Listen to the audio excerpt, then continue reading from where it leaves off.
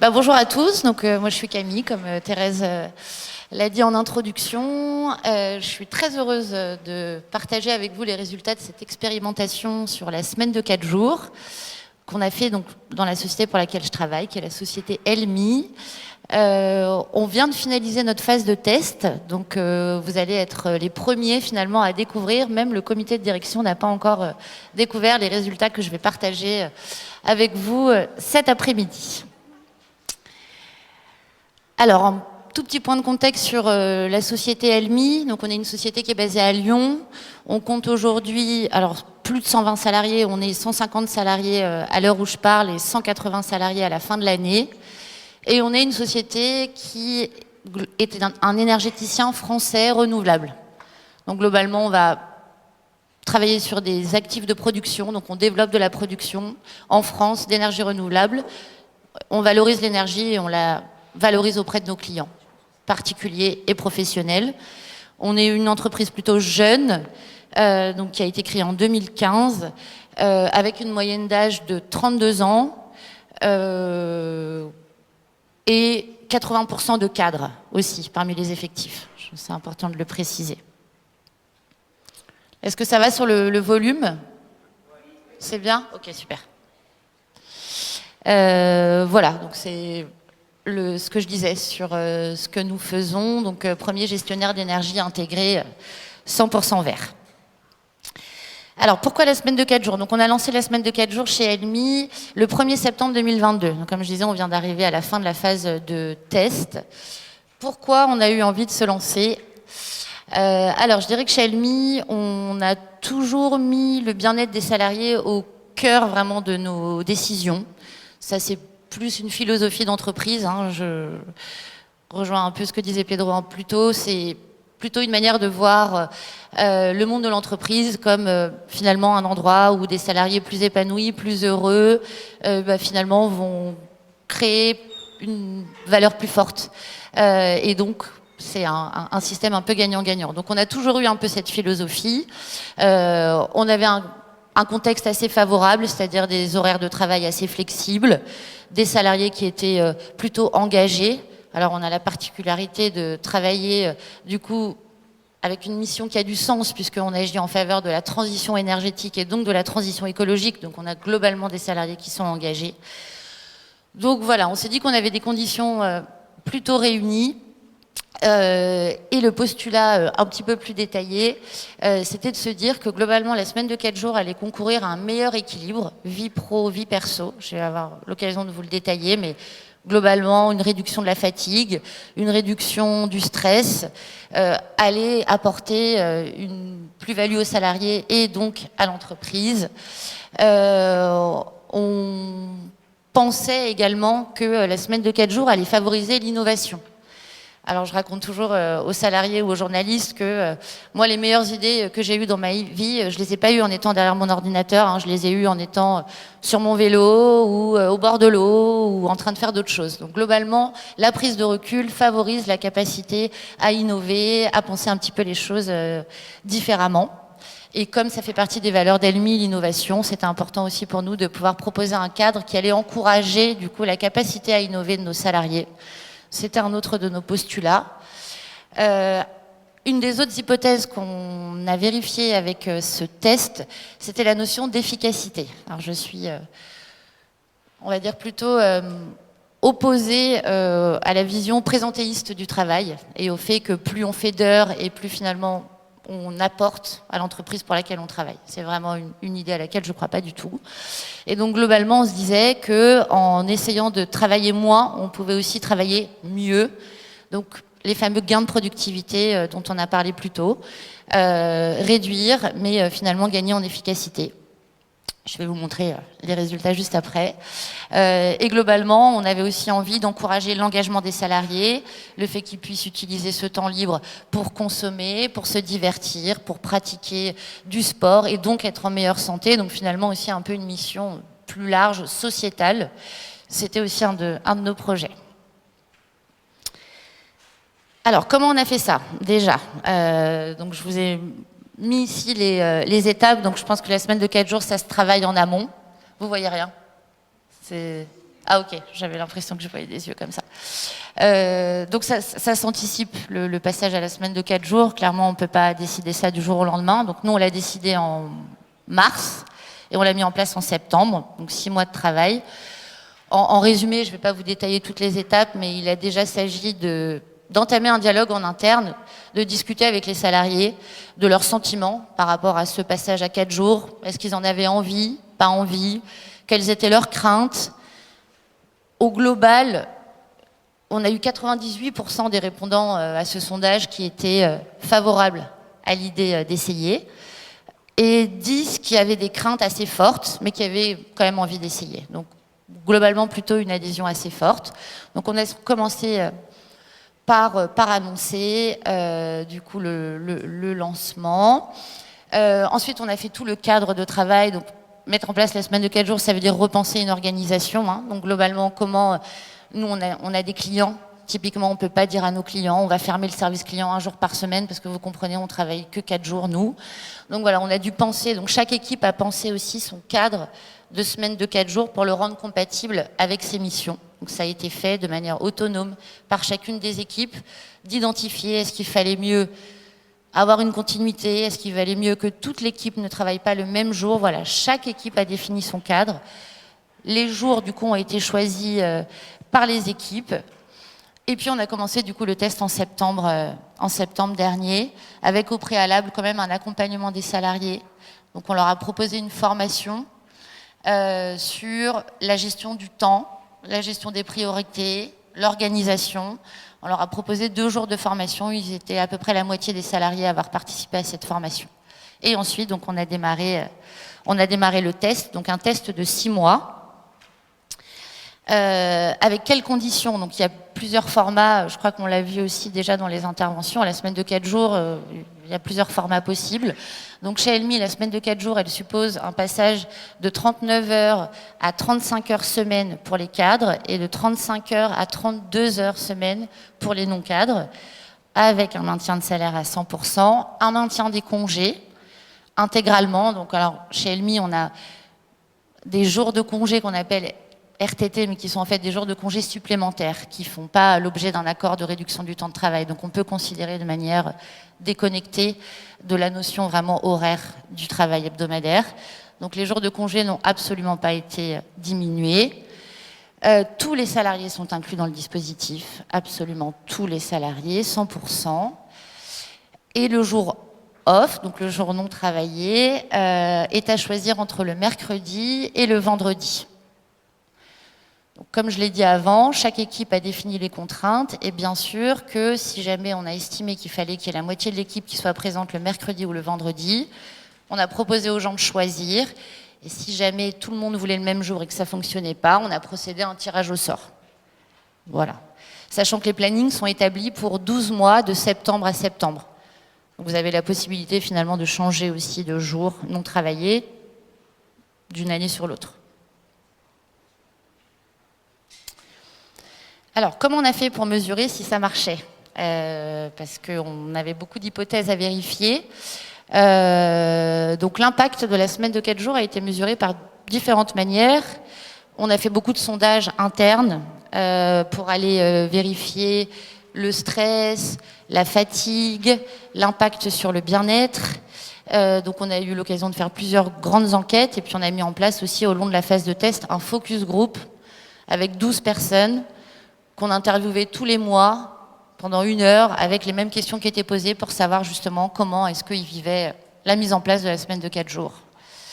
Voilà. Et puis bien sûr, on a mesuré tout un tas d'indicateurs plutôt RH, taux de turnover, absentéisme, nombre de candidatures reçues, taux d'engagement des salariés. Je vais détailler tout ça. Mais donc voilà, un mix de données quantitatives et de données qualitatives qui ont été mixées pour arriver à vérifier que la semaine de 4 jours était adaptée à notre secteur et à notre entreprise.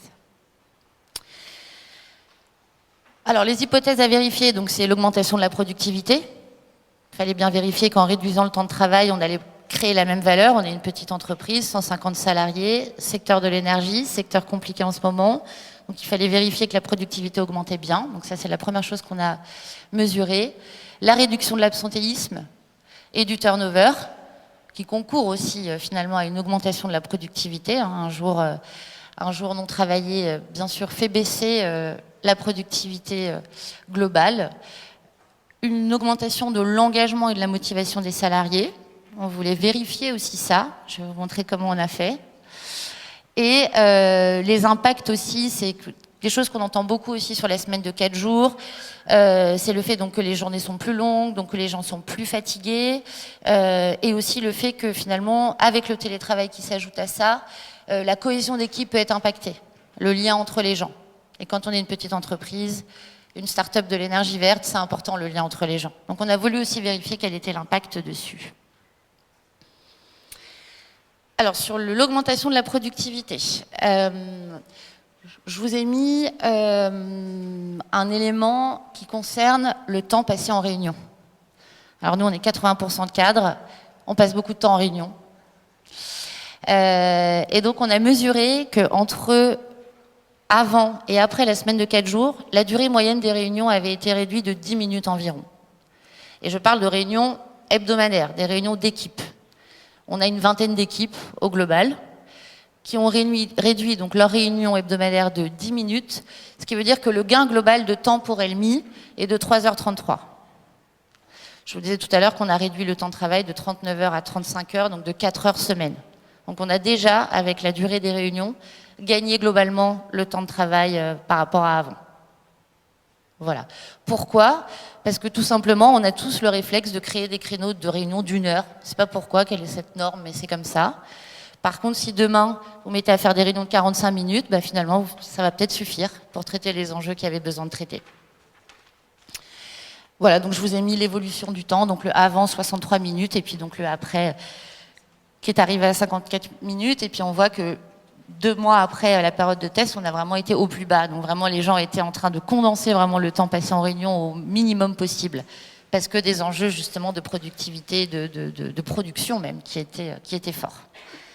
Donc premier gain de productivité qu'on a pu vérifier, ce temps inutile qui du coup n'existe plus. Concernant un peu l'activité de notre entreprise, donc je vous l'ai dit, on est un énergéticien, donc on produit de l'énergie et on la vend globalement à nos clients. Donc je vous ai mis quelques indicateurs qui permettent de mesurer finalement que la productivité n'a pas été impactée. La satisfaction de nos clients, elle est passée de 87% avant la semaine de 4 jours à 89%. Elmi, c'est à peu près 50 000 clients en particulier. Et en pro, bon, ça ne se compte pas tout à fait de la même manière, mais quelques dizaines aujourd'hui. Voilà, donc leur satisfaction a augmenté à mesure que le temps de travail a été réduit. Pareil, un indicateur assez propre à notre activité qui est notre capacité à facturer aussi l'énergie. De la même manière, le délai a été réduit. Le développement commercial aussi. Sur la même période, finalement, alors là-dessus, il y a eu quand même un petit travail de réorganisation de l'équipe. En fait, l'équipe a ciblé des projets plus gros, tout simplement. Donc, il y a eu moins de projets, mais des projets plus gros. Et donc, finalement, on est passé d'un parc de 15 MW à 20 MW, bien sûr, à effectif constant. Hein. On n'a pas recruté 10 personnes entre-temps, sinon c'est un peu biaisé. Voilà. Et idem sur la marge commerciale de nos clients, qu'on pratique sur nos clients. De la même manière, on a repensé la façon dont on pouvait atteindre cette marge, non pas en ayant une succession de petits clients, mais finalement en essayant de viser des clients plus gros avec une marge plus importante. Et donc on a gagné aussi là-dessus de la productivité, concrètement. Voilà pour la partie productivité. Alors, côté indicateur RH, c'est ce dont on parle aussi beaucoup quand on parle de semaines de 4 jours. Vous allez voir, hein, là-dessus aussi, l'expérience, en tout cas chez Elmi, est réussie. Le test a permis de montrer une réduction du taux d'absentéisme de 70%. Alors, vous pouvez le voir, il était assez bas avant, il était à 2,36%, ce qui est assez bas. Mais malgré tout, à la fin de la phase de test, il est à 0,54. Donc, on a réduit ce taux d'absentéisme de 70%. Le taux de turnover volontaire, donc sur 100 personnes, le nombre de personnes qui vont décider elles-mêmes de quitter l'entreprise, donc avant la semaine de 4 jours, on était sur un taux de turnover volontaire autour de 5%. Depuis la mise en place de la semaine de 4 jours, on est du coup sur... Alors le avant-après est à 0% là, sur la fin de la phase, mais si vous faites une moyenne, on a divisé à peu près par 2. Et enfin, sur le nombre de CV reçus aussi, donc je l'ai dit peut-être, Elmi, c'est une société qui est en croissance, on recrute 70 personnes cette année, donc on passe de 120 à 190 personnes. Et on a mesuré aussi un impact concret sur le nombre de CV reçus. Cette fois, ça a un petit peu plus que doublé sur la même période. 6 mois avant, 6 mois après, donc x 2,4 si je me rappelle bien des chiffres, 2,42. Mais je n'avais pas de transition pour cette partie-là, mais juste pour en 2 mots terminer sur, si vous vous rappelez les hypothèses que je vous ai présentées, donc on avait le fait que la productivité devait augmenter, qu'on pouvait vérifier, le fait que les indicateurs RH, le turnover, l'absentéisme, du coup allaient diminuer, et par contre, ce qu'on n'a pas encore abordé, c'est la notion du coup de lien entre les équipes et la notion de fatigue. C'est les deux derniers sujets où je vais vous montrer nos tests. Alors globalement, nous, il s'agit de travailler 1 heure de plus par jour. On est passé de 39 heures à 35. Globalement, il fallait travailler 1 heure de plus. Et chez nous, les horaires sont flexibles. C'est-à-dire que les gens, globalement, même si on a des pratiques qui sont plutôt de l'ordre d'un 9h-18h, il n'y a pas d'horaire au contrat de travail à proprement parler. Les gens sont libres un petit peu de faire ce qu'ils veulent, ce qu'ils veulent, tant qu'ils font leur nombre d'heures par semaine. Et donc, ce qu'on a pu constater, c'est que finalement, là où ils sont allés chercher cette réduction du temps de travail, c'est sur la pause déjeuner. Alors qu'on avait une pause déjeuner assez longue, et en fait, ils ont gagné 30 minutes de leur journée de travail en réduisant donc la pause déjeuner. Donc, vous voyez qu'il était d'1h40 avant la semaine de 4 jours à 1h10 la semaine 24 du test. Voilà, donc il y a eu une demi-heure de réduction de la pause déjeuner. C'est comme ça que les personnes ont réussi à retrouver du temps. Et puis après, je vais vous montrer l'évolution réelle du temps de travail. Il y a des personnes qui sont arrivées un petit peu plus tôt, un petit peu plus tard, mais en tout cas, ça c'est commun à tout le monde. Tout le monde a réduit un petit peu la pause déjeuner.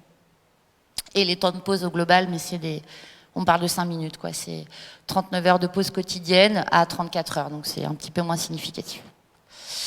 Et donc, chez nous, dans notre culture d'entreprise, le lien entre les gens, c'est hyper important, comme je le disais. Donc, on a questionné les salariés sur le fait que finalement, avoir moins de temps le midi pour, par exemple, aller faire... On a beaucoup de salariés qui vont faire du sport le midi, donc là, ils peuvent moins le faire. Quel impact ça a sur la cohésion d'équipe? Ce qu'on peut constater, le retour de l'enquête salariée, c'est que pour un peu moins de la moitié d'entre eux, ça n'a pas d'impact. Et pour une grosse moitié, ça a un impact modéré ou significatif. C'est malgré tout à prendre en compte. Le fait forcément d'essayer de réduire les temps de pause et d'augmenter la productivité peut avoir un impact sur la cohésion du coup d'équipe. Voilà.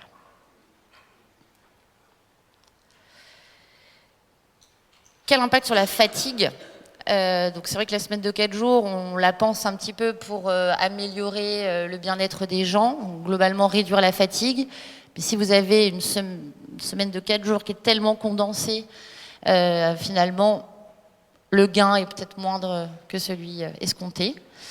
Donc là-dessus, globalement, l'amplitude horaire avant-après, c'est là où je dis que on a quand même une entreprise où le rapport aux horaires est peut-être un peu différent qu'ailleurs, mais globalement, l'amplitude horaire n'a pas vraiment changé. C'est-à-dire que si on mesure l'avant-après, on voit que les gens, globalement, travaillaient 8h40 par jour, avant la semaine de 4 jours. Aujourd'hui, ils travaillent en moyenne 8h45, et vous voyez les amplitudes par équipe qui sont différentes. Vous avez des équipes où c'est plutôt 8h15 par jour, et puis d'autres où c'est 9h30. Donc vous avez quand même des amplitudes qui sont différentes selon les métiers, selon les rituels un peu d'équipe. Il y a des modes de fonctionnement qui sont différents. Voilà, donc on n'est pas impacté par le fait que la journée de travail ait dû vraiment être allongée, finalement. Concrètement, les gens n'ont pas vraiment fait ça. Et alors, comment on fait pour absorber la charge de travail? Parce que globalement, dit comme ça, on a le sentiment que il n'y a pas eu de changement, mais que par contre, on travaille que 4 jours. Donc globalement, on a une marge de manœuvre, c'est-à-dire que nous, on va avoir, et c'est ce que j'indique à gauche, on a plus de la majorité, enfin, on a plus de la moitié des salariés, vous voyez, comment ça fait 63% des gens qui travaillent régulièrement parfois ou régulièrement sur leur jour off. Voilà, c'est la variable d'ajustement. Par contre, ils sont donc 44% à travailler parfois sur leur jour off et en moyenne 1h30. Ce qui malgré tout n'est pas vraiment une journée de travail complète. 1h30 pour finaliser ce qu'on avait à faire dans la semaine.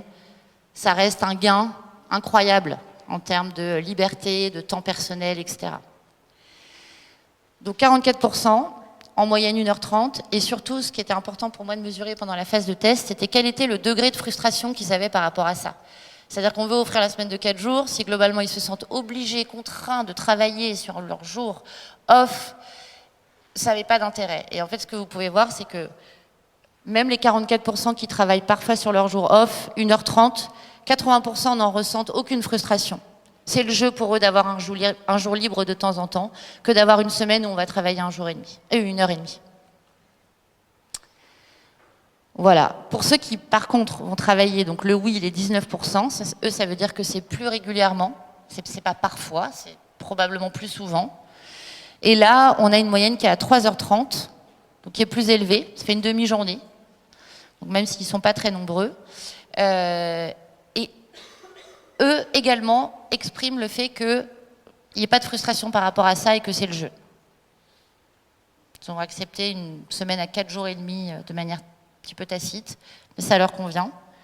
Et c'est beaucoup des métiers où on se rend compte aussi qu'il y a des optimisations à faire, des automatisations, mais je vais y venir sur justement les pistes d'amélioration encore qu'on a déduites de cette phase de test. Un dernier indicateur, peut-être encore un peu méconnu par rapport au turnover ou au taux d'absentéisme, c'est ce qu'on appelle l'Employee Net Promoting Score, pardon pour l'anglicisme, on peut dire le taux d'engagement des salariés. Donc globalement, c'est une manière de mesurer à quel point les salariés sont contents de travailler pour une entreprise. Donc on leur pose la question, à quel point recommanderiez-vous Elmi comme une entreprise où il fait bon travailler? Voilà. Et après, on soustrait donc les ambassadeurs des détracteurs. Donc ceux qui ont mis une note entre 9 et 10 et ceux qui ont mis une note entre 0 et 6. Voilà. Il y a un baromètre national de ce NPS, il est à peu près à 12. Et globalement, ce qu'on a pu observer, c'est que nous, on était à 23 avant la semaine de 4 jours et aujourd'hui, on est à 48. Donc on a aussi pu démontrer l'impact sur l'engagement et la motivation finalement des gens à venir au travail. Voilà, comme je disais du coup pour terminer sur du coup ce bilan de cette semaine de 4 jours, vous l'aurez compris, globalement j'étais plutôt convaincue avant et je pense qu'aujourd'hui j'ai beaucoup de données qui me permettent de vérifier en fait que ça marche.